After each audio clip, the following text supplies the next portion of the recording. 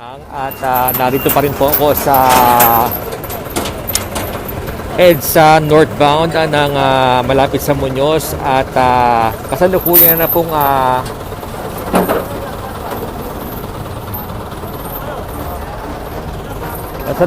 hinahatak ng tow truck itong tumagilid na isusuban dito sa kahabaan nga ng EDSA. At kasalukuyan pa rin ginagamot sa ambulansya yung dalawang sakay nitong van, o yung isang driver at isang pahinante. At sa ngayon po ay nandito pa rin po yung mga otoridad para nga magbando sa trapiko para nga hindi na maka-aksidente pa ng iba. Dahil yung ilang concrete barrier na tumalsik nga nandito sa kalsada ay naitabi na nga po. At sa kasalukuyan po na ginagawa na ng paraan ng tow truck para mahatak na nga at maiangat itong isusuban na ito para nga ay hindi na makaabala.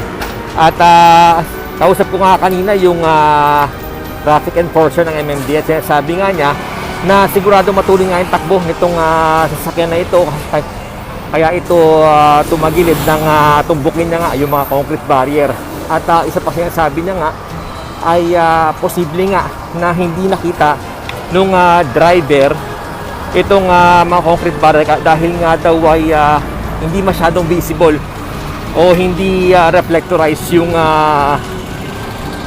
karatula dun sa bandang unahan, yung araw na nagkasabi nga na may ginagawa dito na parte nga nung reblocking dun sa kalsada sa kahabaan ng EDSA. Makikita nyo po dito, kung kayo po ay hindi laging dumadaan dito, makikita nyo po na hindi masyadong visible. Ayan po, ito po yung yung karatula. Medyo kung di ka sanay siguro, hindi mo makapansin nito, pero medyo para sa akin naman, makikita mo naman po kaagad.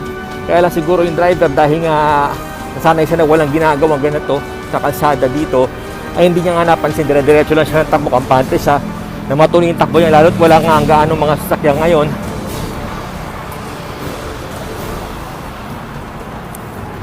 Ayan po, maya-maya lang po siguro ay mahahatak na po itong sasakyan na ito. Pinag-aaralan lang ng mga tauhan ng tow truck kung paano nga nila ito aalisin.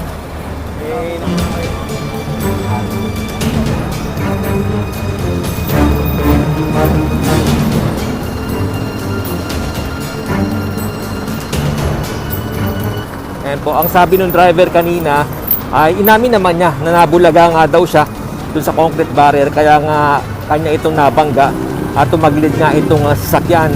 Papunta raw sila sana sa Malabon para nga daw kumuha ng mga isda. Pero ngayon, kasalukuyan pa silang ginagamot. Yung dalawang sakay lang naman yung nasugatan, pero hindi naman gaanong malalaki kanilang tama. Pero yung driver ng netong sasakyan kanina ay medyo malaki yung galos niya sa kanyang braso.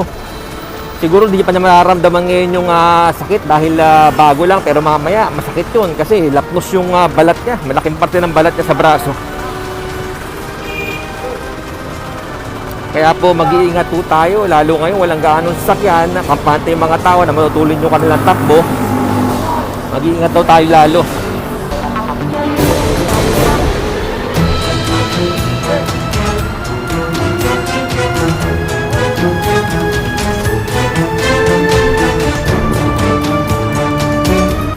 Ayan po, makikita nyo po kung wasak na wasak yung harapang bahagi nitong Isuzu van. Kaya sigurado raw na ayan na, hata yung sasakyan. Mas madali nang hatakin to para sa mga tauhan ng MMDA sa tow truck. Ito po yung concrete barrier na tinumbok. Ayan po yung concrete barrier. Tatlo po yung concrete barrier tinumbok. Kaya posible ding maharap yung driver sa kasong reckless imprudence resulting to damage to property.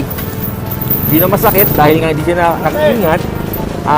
Nasaktan na siya, ay maharap pa siya sa kasong reckless imprudence resulting in damage to property.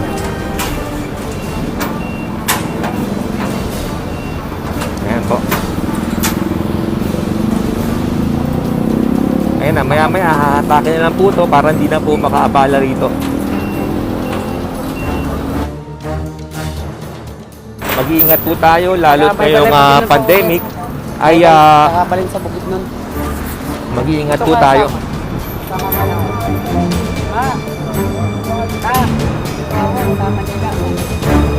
Kayo po ba? Sakay din po kayo yan? Hindi naman po. Okay po. Uy, hindi ka kasali dyan, uy. Hindi nakasakay ka.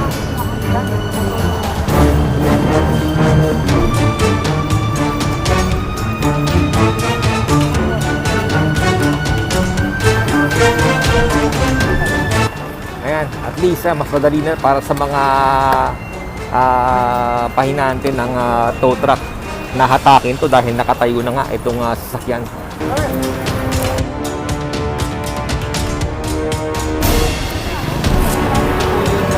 Bolt na sasakyan na bumangga sa concrete barrier. Ito po, tumagilid po yung sasakyan. At ang sakay po nito ay tatlo. At sabi nung kanina nung sa mga sakay na kasalukuyan ng ginagamot sa loob ng ambulansya ay tinatahak daw nila itong kahabaan ng EDSA at medyo matuloy daw ang takbo nila ng may ng tumawid at may sasakyan sa kabila nilang linya kaya wala sila nagawa kung hindi ay masapul nga yung concrete barrier. Ito makikita nyo nga po ginagamot po sa mga sakay nung van. Ito hindi naman ganun kalalahin tama niya. May mga galit lang siya at nakakausap naman siya. Sir, kayo po ba sir yung driver? Sir, pakikwento naman sir, paano po ba yung nangyari? Harang, hindi ko napansin. Siyempre, iwasan ko kaya bihit ako ngayon. Pag-bihit, bumanyan ako. Tumagilid siya. Sabi sir, nung kasamahan niyo may tumawid daw kanina bigla. May tumawid din? Wala. So talagang nabulaga lang kayo sir. Ayun. Sir, pangalan po natin sir? Edmund Makundayaw. Kumusta naman sir? Okay naman kayo? Dito. Sir, sino man yung saan pa kayo dapat sa patungo nito sir? Wala na yung sa Bisport. Pang-export po. Bukuan isda. Okay naman po kayo? Kumusta po yung lagay ninyo? Sa yung mga kasama kayong dalawa sir, okay naman po? Wala isda kami. Wala namang galos. Sige po. Salamat po. Thank you sir. Dinaganan niya ako. Tumama sa video. Ayun nga po, nilaw nga po nung driver nung netong sasakyan na nabulaga siya doon sa concrete barrier. Hindi niya agad nakita ito at kaya nga nasa pool niya at ito nga makikita po ninyo tumagilid po itong kanilang sinasakyan at mabuti naman hindi ganun kalalaking tama nila. Medyo may mga galos na din kasama ng driver. Ayan, kasalukuyan pong inaayos. Ayan po, makikita nyo kasalukuyan na pong inaayos itong sasakyan para pagdating po nung hatak dito ay matanggalit sa kalsada.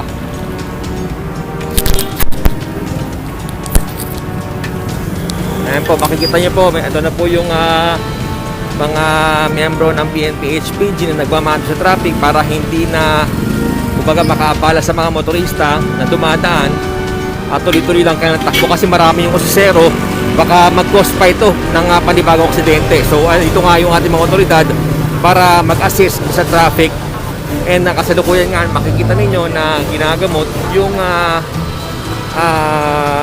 driver nitong sasakyan.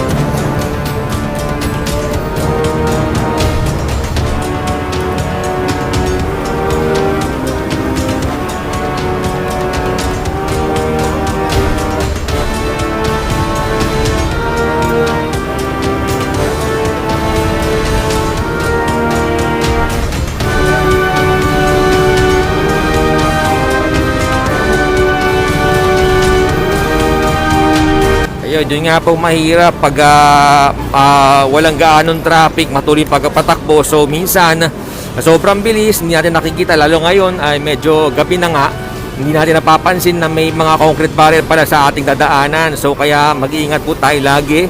At ayun, kung wala namang gagawin sa labas na importante, ay manatili lang sa loob ng bahay dahil hindi lang aksidente ang maaaring mangyari sa labas, ay meron pa tayong kinakaharap na pandemya. Ayan po.